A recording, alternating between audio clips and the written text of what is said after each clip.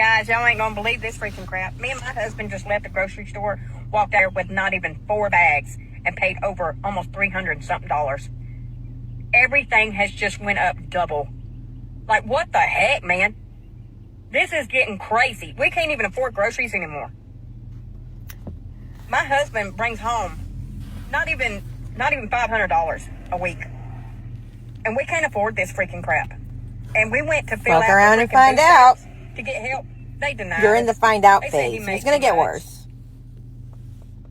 Off of not even $500 a week. That's crazy. That's ridiculous. We can't even get help. But that's not the point. My husband, he works. And I can't work. This is getting out of control. $700. $700.05. That is what I just spent at Walmart to buy groceries for my home, to buy our essentials. Like, I didn't buy anything wild and crazy and extra. The only thing that I would say that I bought that was extra was I bought a couple of those cheap t-shirts that are like the $5 t-shirts in the kids section because my daughter loves them. Or two of my daughters love them. And then I bought a pair of $7 black shorts for my daughter because she needed some. So that wasn't even extra because she needed some. And I bought me a pair of shorts. $700. I can't afford this. Like, I'm a teacher, and my husband also works for my school district, and the cost of living has gone up so freaking much, but we're not raising teacher salaries. We're not raising them. We're not making them match what is happening right now and how much everything has just skyrocketed. Like, it's getting to the point to where we have to choose, are we paying this bill or are we feeding my kids? And I will choose to feed my kids every freaking time. I don't care. I just can't. I don't care anymore. But now it's going to get to the point to where it's like, okay, we don't have a vehicle. I guess we're walking everywhere. And I get so mad when I get people on here that is like, well, get another job. I do. I have another job. I have 2 other jobs. I am a photographer, which is really not getting any business because nobody can freaking afford it. It doesn't matter if I change my prices or not. And I also do Spark delivery on the side as much as I possibly can, which makes me then gone for my family all day long and not making enough to still make ends meet. My husband is doing other side jobs. Like, we can't afford this anymore.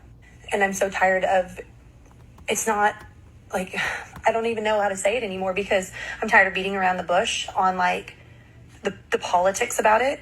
I don't care anymore about all this extra stuff. Like, you know, I just want to be able to afford to feed my family. 2 years ago, this would have cost $350, and that still made me want to choke. $700.05 is how much I spent at Walmart today to try to feed my family, hopefully for the next few weeks. Our politicians need to do better because the average American family cannot afford this anymore, and our children are going to suffer. And I just can't. Okay, I just got done with Walmart. If you saw my video just a little bit ago about how much I spent for just 29 items, I had to use my credit card because I couldn't afford it. I'm a single mom. Come on, people. Trump, everybody, lower the grocery bills. We gotta eat. FAFO. Come on, really take this seriously. Too bad there wasn't someone that could have warned you this shit was gonna happen. Please, oh wait, there was. And and y'all voted against her. Thank you and bye. This is my rant for the day of Saturday. Bye, guys. We're here in Florida on vacation. We just got back from Publix. We were like blown away by the prices at Publix. I don't know where other people are shopping at, but we thought the prices were so high compared to where we're from. Like the prices of a Starbucks instant coffee, like a little tiny thing was $13. On my last video that I did about grocery shopping, everyone said to go to Publix because it was more affordable.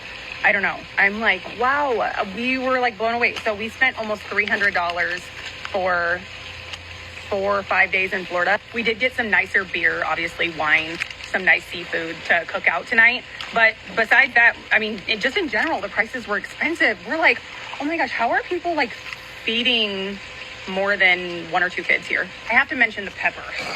The pepper my husband got was $4 for 1 pepper, not organic. How come no one's freaking out harder about how high grocery prices are right now? In 2020, my grocery bill was $100 to $150 a month. Now, it's $300 to $350 a month. And now, I don't even buy meat. I can't afford it. I dumped Publix. I only go to Target because it's the cheapest option near me. I almost never buy the name brand stuff. This is beyond inflation at this point. This is just a full-on scam. Last week, I went and got salt, shaving cream, and a salad kit. Altogether, these three tiny things cost $10.31. A box of salt, was $4. Like what? I could rub it on my skin and live forever? It's salt. There's like 3 or 4 other people on there bitching about prices and how it's ridiculous and it's hard to survive off these high prices. But yeah, this is what y'all fucking voted for. This is what y'all fucking voted for. So you have no one to blame but your damn selves. Because you put us all in this fucking mess. And we don't appreciate it. Y'all, I got some tea on these MAGA supporters. They are definitely effing around and finding out. So my sister was going to the grocery store at Schnucks, and she was looking at these like white cheddar goldfish crackers. And a white lady comes up to her, and she's like, man, these are really getting expensive. And you know what my sister said, who just graduated from the Washington University in St. Louis? She says, yeah, and they're going to get more expensive next year. And the white lady grabs her crackers and exits the scene expeditiously. Y'all, they really starting to realize the consequences of their actions. It's happening modern day. And I love the pettiness about how we're just letting them know, like, yeah, it's only going to get worse. Like, this is your fault. Imagine a MAGA voter complaining about grocery prices. I don't give a fuck if you're Democrat, Republican. Look at this, $100. Hot dogs, cherries, bananas, some juice, and some eggs. What a joke. It doesn't matter whether you're Republican or Democrat. But no, Republicans did that. Republicans always raise prices and always give money to their rich friends. Republicans have had 10 out of the last 11 recessions. Grocery prices being high today on August 11th is nothing compared to what's coming. Procter & Gamble, every grocery store, every component that goes into every single thing that you buy and use. MAGA, FAFO. I just heard that man say that grocery prices are down.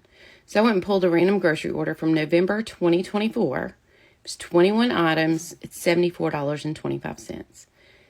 Put the same items in the cart today. It's $99.09.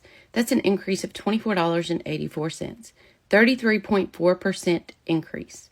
It's random stuff. It's saltines, salsa, ground beef, cream cheese, vinegar, canned veggies, just random grocery items increased by 33.4%. But if you look at these comments over here, there are going to be people who say prices are down where I live, and I cannot figure out if it's a collective psychosis, if they're so brainwashed that they truly believe $99.09 is lower than $74.25, if they're part of the propaganda machine just trying to spread the lies to vulnerable people who might believe it. What is wrong with these folks? Prices are not cheaper. Groceries are not cheaper. 33.4% increase is not cheaper. Hey, Trump supporters, shut up already about you can't afford your groceries, because it's kind of bullshit. We've all seen prices go up a bit, and in some cases, a lot. But you can't afford groceries? That's ridiculous. Talk about the biggest snowflakes ever. Oh, I can't feed my family. Yeah, you can. Shut up with the bull. I can't buy a house. Then don't wait. Can't fill up my car. Yeah, you can. You're fucking exaggerating. And then when Trump comes in office, supposedly all that's going to go down, except it's not. He's already telling you it's not. Are you guys going to shut up then? No, you know what's going to happen? You're going to change your tune. All of a sudden, it ain't so bad. Things are actually good, and it's worth it. Hard times and all. Meanwhile, you're over there shelling out hundreds of dollars for stupid, ugly golden shoes and goddamn trading cards with Trump's ass all over it. You guys are so full of shit. Shut up already. Say, MAGA morons. Trump's tariffs are going to have a major effect on your life. Like, for instance, Canada and Mexico are the major suppliers of automobiles in this country. I mean, many cars are assembled there or use parts from that country. And they say the tariffs now are going to make the prices for cars go up between $1,000 and $5,000 extra. So when you go to buy your car and you got to pay $5,000 more, how are you going to feel about, damn right, I voted for him. Trump, Trump, Trump. Trump's my man. He's your king. He's your daddy. He's your president. Good job putting him back in. Brothers and sisters, let us have a real conversation today. Across the US, we are now seeing something we didn't imagine a few years back. Many MAGA supporters, people who once stood firmly behind the red caps and slogans, are beginning to express regret. They are realizing that maybe, just maybe, they should have listened to the voices they ignored. Voices from black communities, from immigrants, from non-MAGA Americans who tried to warn them.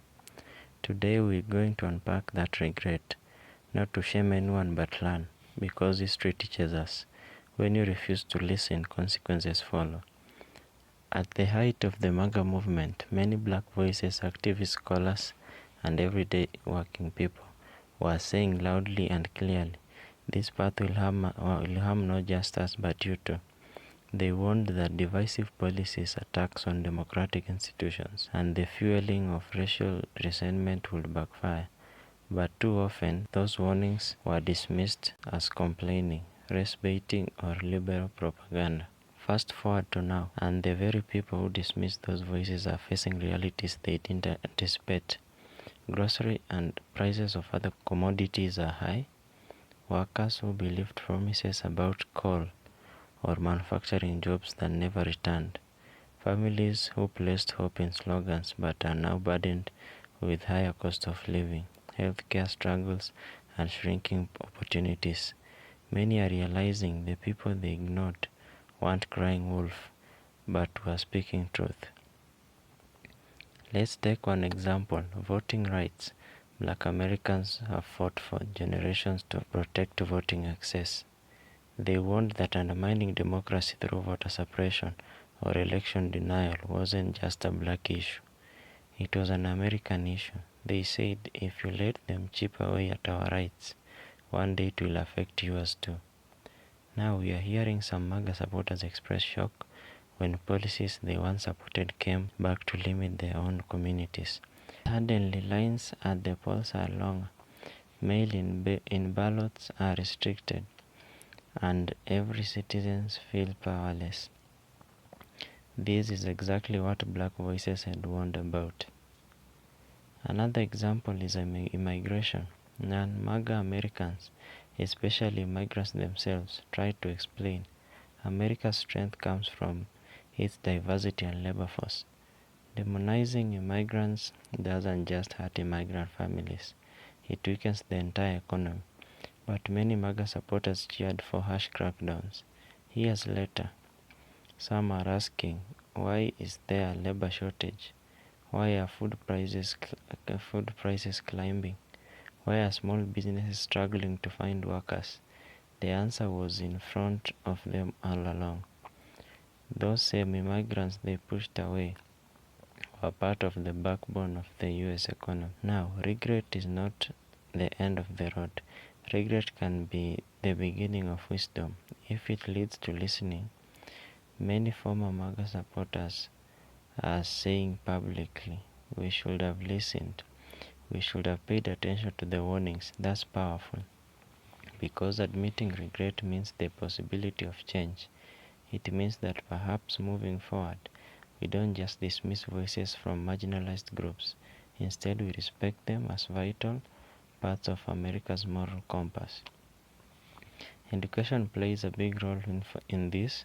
For generations, black thinkers from Frederick Douglass to James Baldwin have reminded America that democracy is fragile, that ignoring justice always comes to haunt the nation.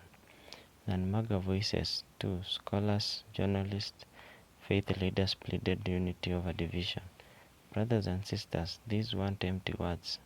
They were roadmaps. They were saying, if you care about your children, if you care about your livelihood, if you care about America's future, then don't build on hate, build on justice.